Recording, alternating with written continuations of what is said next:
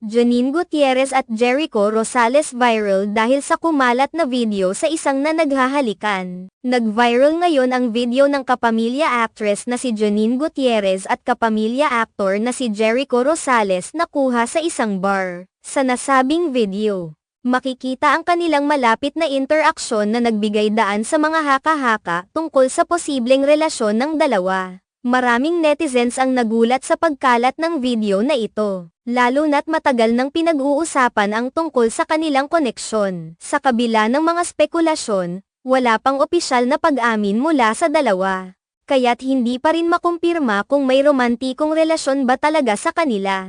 Bago pa man lumabas ang video, may mga pahayag na mula sa mga tagahanga at saksi sa kanilang mga pagkikita na nagmumungkahi na maaaring may espesyal na ugnayan na nabuo sa pagitan nila. Gayunpaman, pinili ng dalawa na hindi magbigay ng anumang detalye na magpapatibay sa mga espekulasyong ito. Dahil dito, ang mga tagahanga at netizens ay patuloy na nag-aabang ng anumang impormasyon o pahayag mula sa dalawa. Ang viral na video ay nagbigay ng bagong sigla sa mga usapan at muling nagpasiklab ng interes sa kanilang mga buhay. Ang interaksyon ng dalawa sa bar ay tila nagpakita ng kanilang komportableng samahan. At ito ang naging dahilan kung bakit maraming tao ang nagtanong kung may posibilidad ba talagang may relasyon na nagaganap sa likod ng mga ngiti at tawanan. Sa mundo ng showbiz, hindi bago ang ganitong uri ng balita. Ngunit ang bawat detalye na lumalabas ay nagiging paksa ng pag-uusap. Sa kabila ng mga ganitong sitwasyon,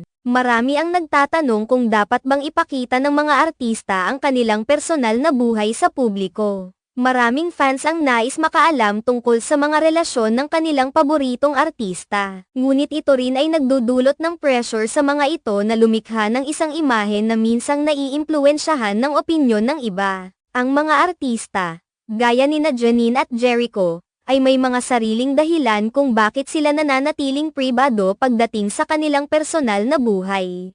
Para sa kanila, ang kanilang karera at mga proyekto ay maaaring mas mahalaga kaysa sa mga spekulasyon tungkol sa kanilang relasyon. Sa huli, ang mga tagahanga ay umaasa na anuman ang mangyari sa kanilang personal na buhay ay maging masaya at matagumpay sila sa kanilang mga propesyon. Maraming tao ang umaasa na sa hinaharap, kung sakaling sila ay talagang magkarelasyon, ay magiging bukas sila sa publiko tungkol dito. Gayunpaman, ang desisyon ay nasa kanila pa rin, at ang kanilang privacy ay dapat igalang. Sa kabuuan, ang viral na video nina Janine Gutierrez at Jericho Rosales ay nagbigay diin sa kung gaano kabilis kumalat ang balita sa social media at ang epekto nito sa mga tao. Ang mga ganitong pangyayari ay nagpapakita rin ng mga hamon na dinaranas ng mga artista sa kanilang karera, kasama na ang pressure na ma-acknowledge ang kanilang mga personal na buhay.